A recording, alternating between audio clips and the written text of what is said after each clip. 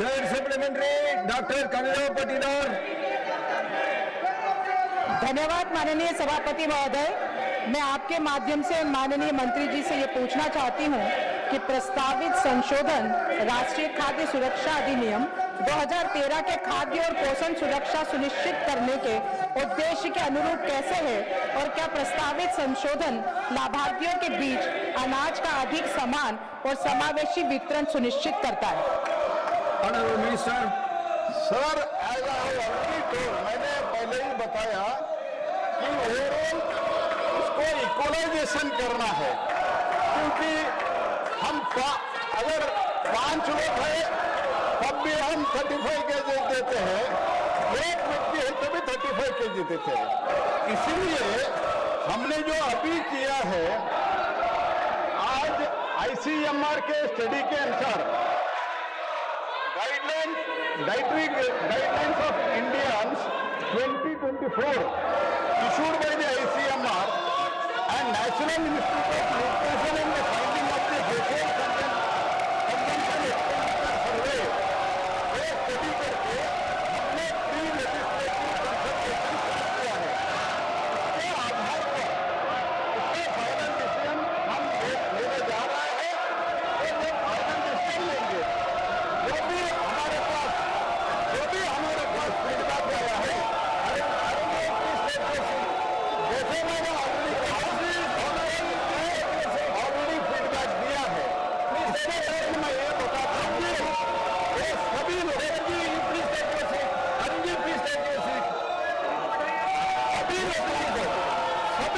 को equally ration बांटने का जिम्मेदारी भारत सरकार के है। जैसे मैंने कहा 81 करोड़ पीपल आर गेटिंग प्रधानमंत्री गरीब कल्याण अन्न योजना में फ्री सीरियल मिल रहे हैं। This is the world's largest food security program under the dynamic and popular leadership of the prime minister Shri Narendra Modi. Nowhere world such a huge food security program is going on, sir. So we are time to time. It was actually done 35 kg in 2013 Act. But as far as now it is concerned, for the equal distribution, we are pre-consulting. Before bringing the registration, we are pre-consulting. Fourth supplementary, Dr. Bhim Singh ji.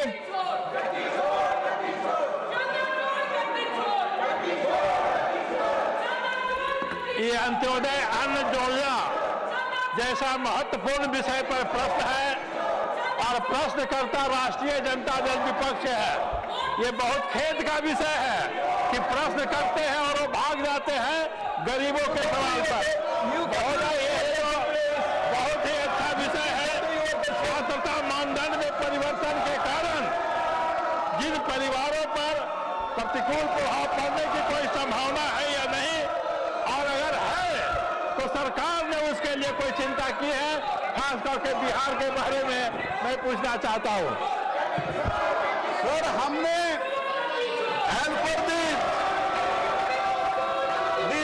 Dietary guidelines of Indian 2024 issued by ICMR and National Institute of Nutrition and the findings of household consumption expenditure survey, किसी का भी इसका असर नहीं होगा और कोई प्रतिकूल परिणाम नहीं होगा, ये मैं स्पष्ट रूप से कहना चाहता हूँ।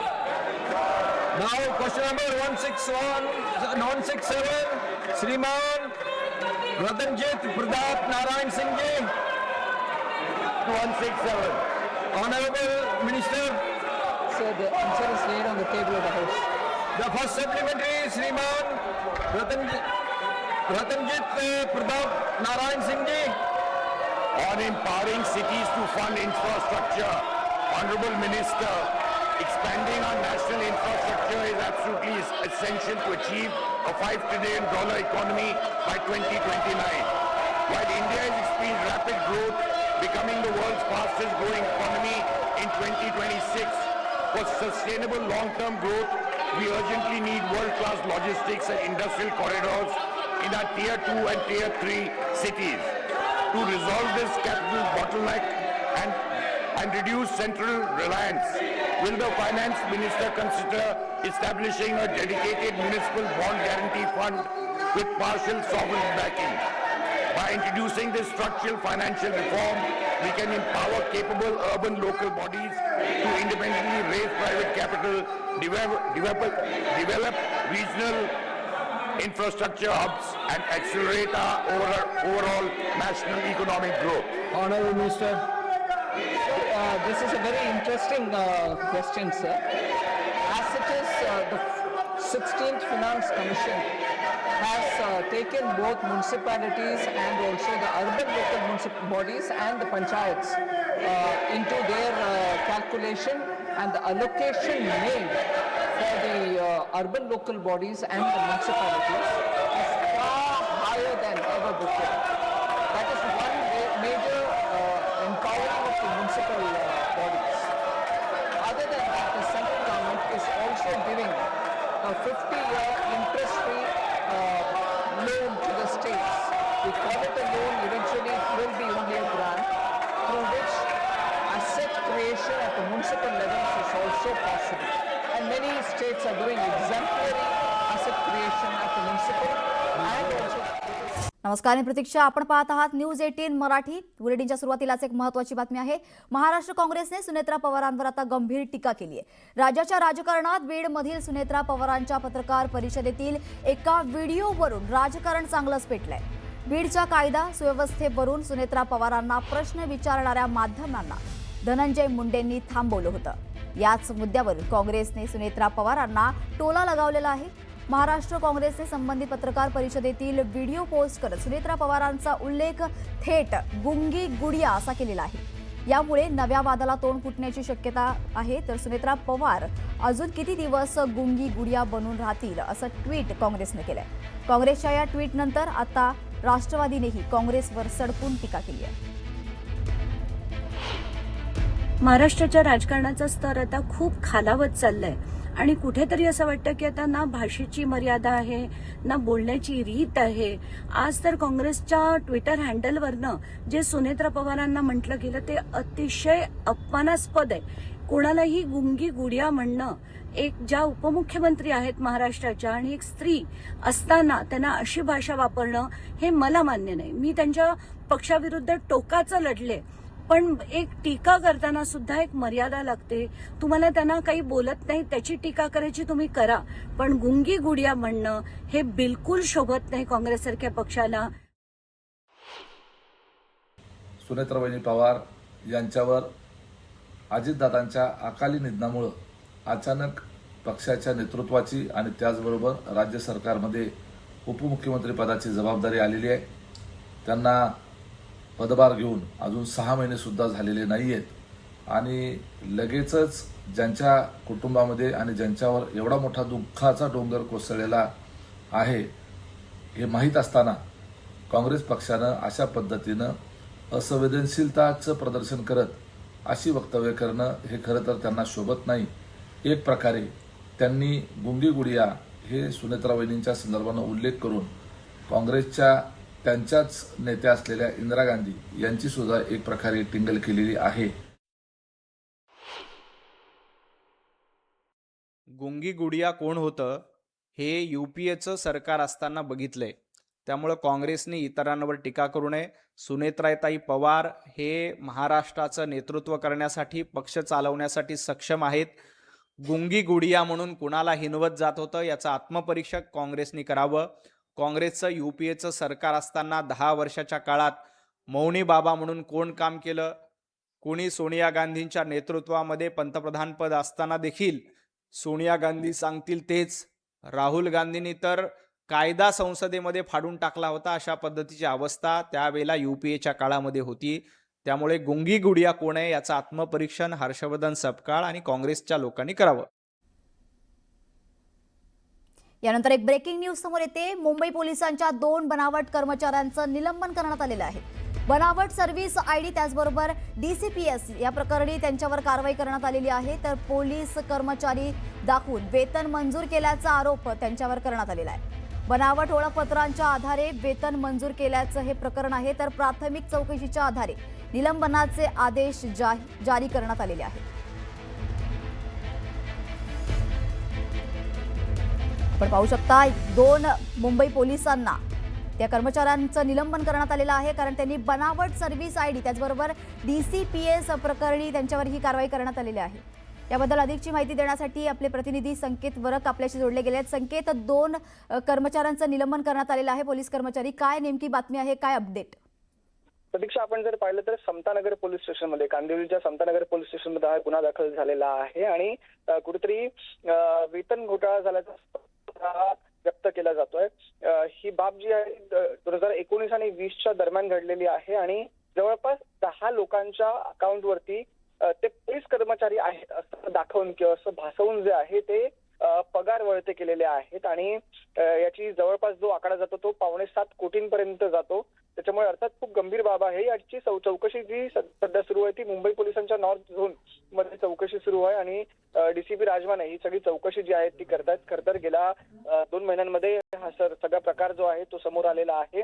संशयास्पद ट्रान्सफर झालेले आहेत आणि मुळात कसं होतं की मुंबई पोलिसांचे पगार निघतात आणि ते कर्मचाऱ्यांनाच पगार जातात. मात्र हे 10 जी मंडळी आहेत ही जी 10 लोक आहेत ज्यांच्या अकाउंटवरती हा पगार वळता झालेला आहे हे मुळात मुंबई पोलिसांचे कर्मचारी नाही आहेत. त्याच्यामुळे बनावट ID बनावट ओळखपत्र तयार करून जे आहे ते हा सगळं प्रकार जो आहे तो करण्यात आलेला आहे आणि या संपूर्ण प्रकरणात आता कारवाई जी आहे ती झालेली आहे. 2 जणांची जी आहे ती 2 जणांवर जी आहे ती निलंबनाची कारवाई झालेली आहे. त्यातले एक म्हणजे सशस्त्र पोलीस दलातील कार्यालय अधीक्षक आहेत विजय चव्हाण म्हणून आणि दुसरे आहेत ते वरिष्ठ लिपिक आहेत अमोल मेश्राम म्हणून. या दोघांना सध्या जे आहे ते त्यांचं निलंबन करण्यात आलेलं आहे आणि अर्थात त्यांच्यावरती ठपका हाच आहे की कुठेतरी बनावट ओळखपत्र तयार केले आणि अर्थात त्याच्यावरती जो आहे तो पगार वळता केला. आता नेमकं याच्यामध्ये आणखी कोण आहे का किंवा आणखी बनावट ओळखपत्र तयार झालेली आहेत का हा सगळा तपासाचा भाग झाला आणि त्या अनुषंगाने आता पोलिसांचा तपास देखील सुरू आहे. निश्चितच संकेत, धन्यवाद दिलेल्या सविस्तर माहितीसाठी. नंतर बातमी आहे पुण्यातून. पुण्यातील चाकण MIDCतील रस्त्यांच्या दुरावस्थेमुळे आणखी एका महिलेचा बळी गेलाय. सिमेंटच्या रस्त्यावर साचलेल्या चिखलात दुचाकी घसरल्यानंतर महिला मागून येणाऱ्या अवजड वाहनाच्या चाकाखाली आल्याने महिलेचा जागीच मृत्यू झालाय. अपघातानंतर चालक वाहनासह फरार झाला असून पोलिसांकडून त्याचा शोध सुरू आहे. या अपघातात मृत्यू झालेल्या महिलेचं नाव सान्वी पांचाळ असून त्या 42 वर्षांच्या होत्या. भोसरीतील इंद्रायणी नगर इथे राहणाऱ्या सान्वी पांचाळ या चाकण MIDCतील स्कोडा कंपनीत सुरक्षा रक्षक म्हणून कार्यरत होत्या. ड्युटी संपवून त्या दुपारी घरी निघाल्या असतानाच पावसामुळे निसरड्या झालेल्या या सिमेंटच्या रस्त्यावर त्यांची दुचाकी घसरली. त्या रस्त्यावर पडताच मागून येणाऱ्या अवजड वाहनाच्या मागील चाकाखाली आल्याने त्यांचा जागीच मृत्यू झाला. अपघातानंतर चालक वाहनासह पसार झाला आणि त्यानंतर चाकण पोलीस त्यांचा शोध घेत आहेत.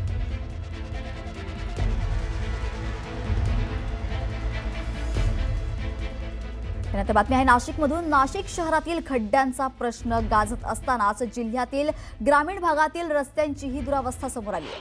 खड्डेमय रस्त्यांमुळे ठिकठिकाणी अपघात होत असून नागरिकांच्या सुरक्षेचा प्रश्न सध्या ऐरणीवर आलाय.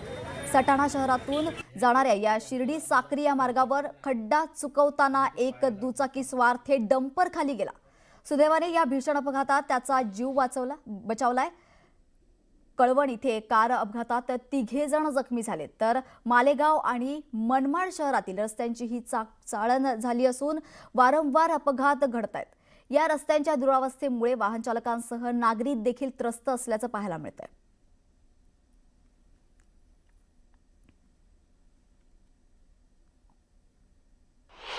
NH3 हायवे जोडगे ते देवारपाडे महामार्गावर भरपूर मोठ्या प्रमाणात खड्डे असून तिथे आमचा 2 व्हीलरचा ॲक्सिडेंट झाला आणि अचानक खड्डे दिसल्यामुळे ती गाडी खड्ड्यात पडली आणि आम्ही सरकलो आणि माझ्या दुर्दैवाने काही एवढं लागलेलं नाही आहे.